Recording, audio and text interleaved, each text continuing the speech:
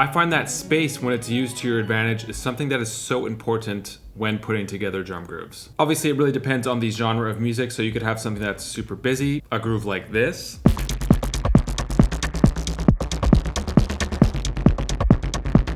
And that sort of groove elicits a feeling. You might want to move your body a little bit more. But when it comes to something maybe a bit more like this,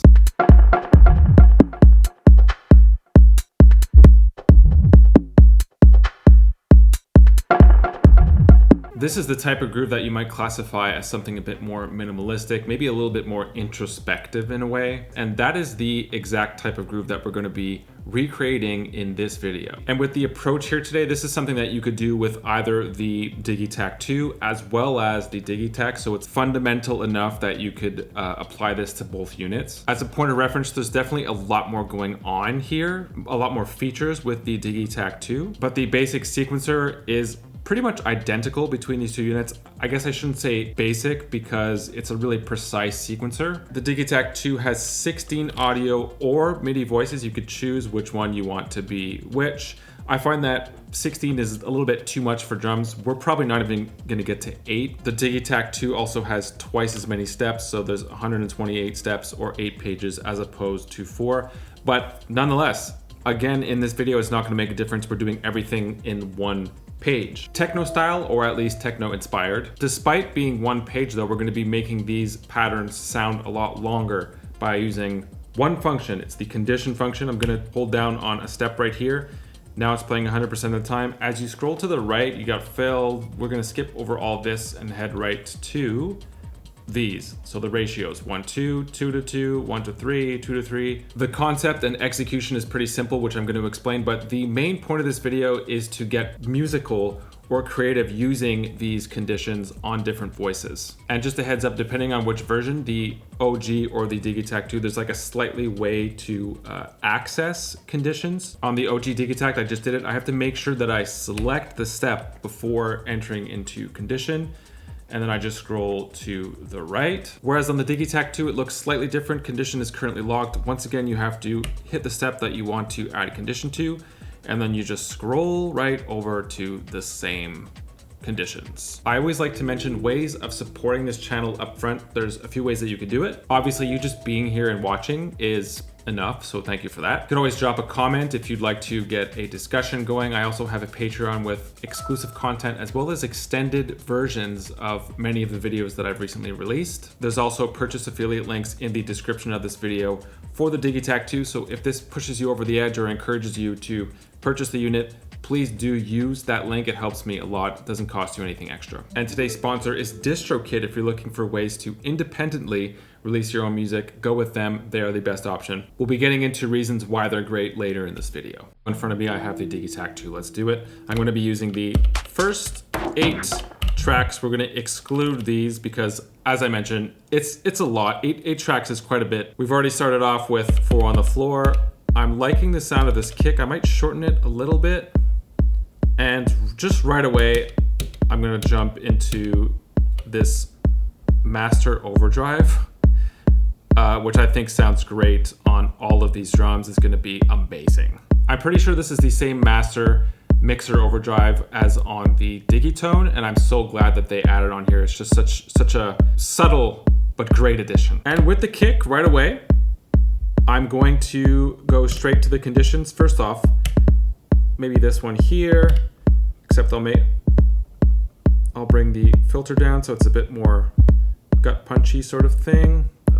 And for this one, for this note, I'm gonna change the filter. As you can see, check out the control that you have over the filter now. So if I bring this down, now it's a low pass, and then it slowly but surely becomes a band, and then now it's a high pass.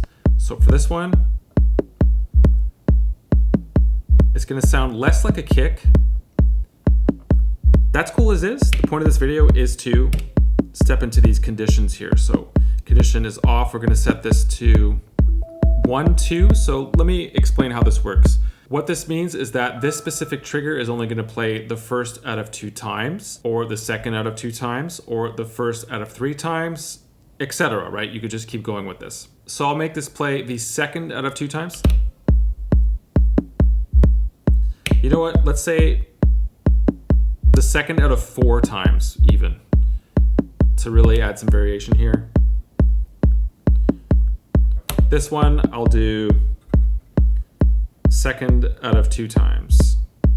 Right, so already this is a 1-bar sequence, but it's kind of, in terms of variations, it's 4 bars. We'll throw some hats in here. Bring this down a little bit. If we wanted to, we could open up the Euclidean sequencer and do this that way. Just throw in some hats, turn this on. We could do this if we want, but I'm actually not going to do that. I'm going to turn this off and enter these in manually. Euclidean sequencer is great, but it definitely boxes you into what the Euclidean sequencer does, right? It gives you like a very specific pattern. It's a little bit rigid. Let's throw in some hats here, but I'm going to be pretty subtle with it. So we're leaving space for other things to happen. This is quite rigid as is, so I'm going to low pass this hi-hat, maybe even add some delay on this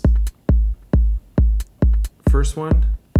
Okay, and then on this one, once again, I'm going to add a condition. We're going to play, let's say, the second out of 2 times. So let's restart the pattern.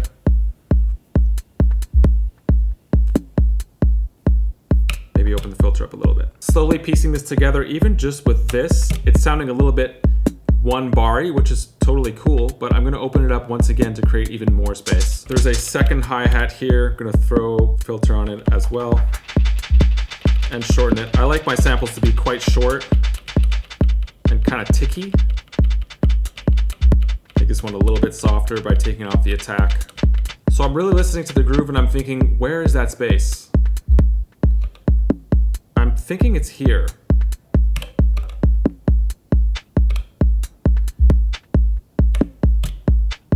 Again, going to conditions, and I'm just gonna play the first out of 2 times. Let's do that. I love this approach because now we've got 3 elements. There's like some subtleties going on here. We still have a lot of space. What I'm going to do, copy this over to here. There we go. Add a little bit of, ooh yeah. Even add one here maybe. And this one will, this particular, oh, there we go. So this one I changed to 2-2. So second out of 2 times. So before moving forward, what is the advantage of using this method? At this point, you might be saying that this whole like ratio condition way of sequencing is kind of just hard to keep track of. And I get it. At first, it's kind of hard to wrap your head around. It takes a little bit of practice to fully understand it and to sort of integrate it into your sequencing with the Digitakt. But again, I really want to stress, especially for this type of music, more up-tempo, techno-y styles of music, 1-bar sequencing, to me, that's the genius of using conditions. So let's say you're synced up to another instrument and you're doing like some sort of live performance thing. Instead of having to wait till the end of that 4-bar sequence, now you could very quickly on the fly jump from 1 bar to the next, but yet still have that feeling that there's like variations going on within your grooves. And if we were to disperse all the parts that we just came up with, that would be a 4-bar groove, right? So that's an issue that that's a problem that you're solving if that's the approach you want to take. There's definitely more space here, so let's continue adding parts. Ooh, it's got like a rumbly sound here. Right there. Condition as well. Let's say second of 2 times. I'm going to micro nudge this so it's a little bit off. This one will be the 4th out of 4 times. And I'm going to add a lot of effects onto this one. Lots of reverb as well as delay.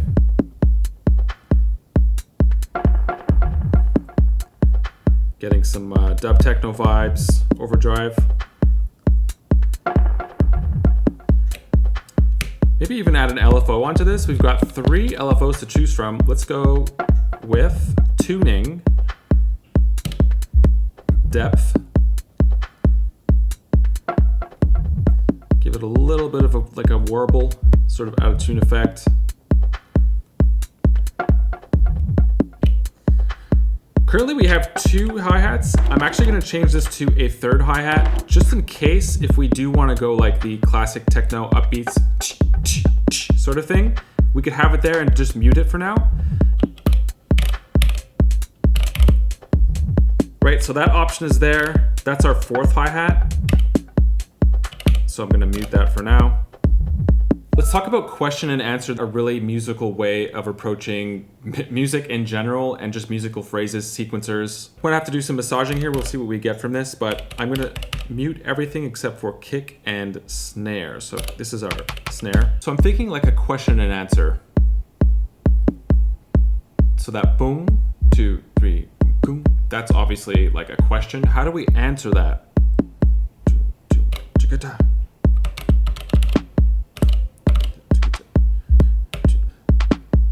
Okay, so there's some overlap going on here. This is just sort of what I was hearing.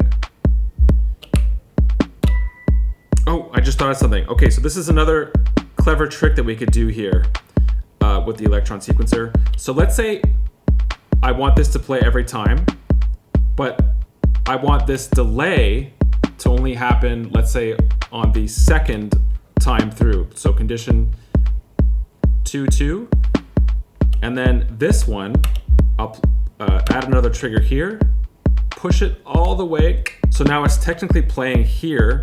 And on this one, we're going to make the condition 1 of 2. Let's restart it. 2, 3. Dry, wet. So we could do this. Again, we're contained to 1 bar. Okay, I think that voice 4 works as well. We have our hats here. Bring this up a bit. Okay, so we have that in our back pocket if we want to add it. And I think we had something on 8. There it is. Lots of question and answering going on here, which if I turn on all the voices, now it's a busy groove, right? So like 4 voices, maybe 5, I think is enough for this sort of approach. So now that we've got all of our voices plugged in, let's see how we can enhance this with the Digitakt II with these effects here. So the new effects is a bit reduction.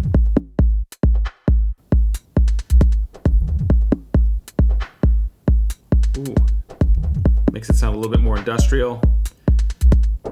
Sample rate reduction. These hi-hats are very hi-fi, so what if we reduce those as well? Get some overdrive on that kick. Bring the filter down a bit. There's some more machine exploring that we could do here as well. My favorite thing so far is the filter machine, in particular comb. So check this out. Damn, you're like playing with the samples harmonically, so it gives them a completely different character. You're getting different notes out of it, different harmonics, and that's a little bit heavy on the high end. So again, there's actually a second filter page where if you want, you could bring that down too. With everything else, it just got busy real quick. So it's all really quite simple. It's just a matter of putting it to practice. I would just say, in terms of approaching this sort of groove, take your time, like really listen to each of the parts that you're adding in. Think of question and answer, filling in space, but maybe not too much space. That and playing with per step parameters, and you could get some pretty cool grooves like this, or like this, which is on the OG Digitakt.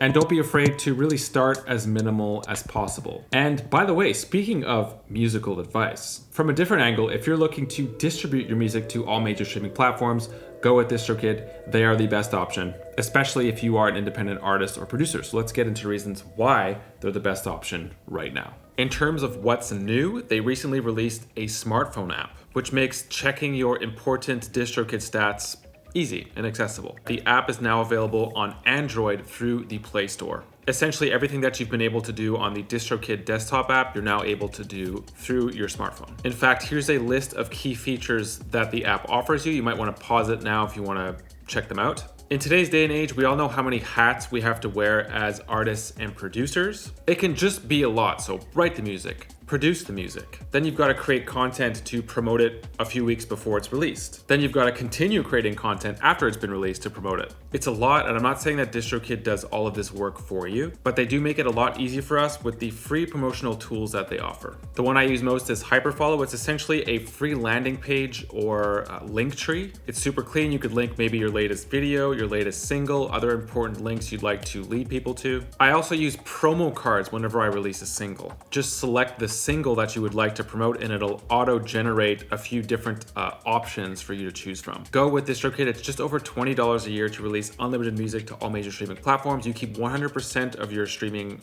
royalties. So many other tools that they offer for someone who's independent. They're made for us. And there is a discount linked in the description of this video if you would like to join. That's what I have for you guys today. Digitakt 2, there's for sure gonna be lots more Digitakt 2 content coming out. I'm just scratching the surface of this thing so far. I'm loving it. And hopefully there was some helpful information for you today. Thanks for being here. See you soon.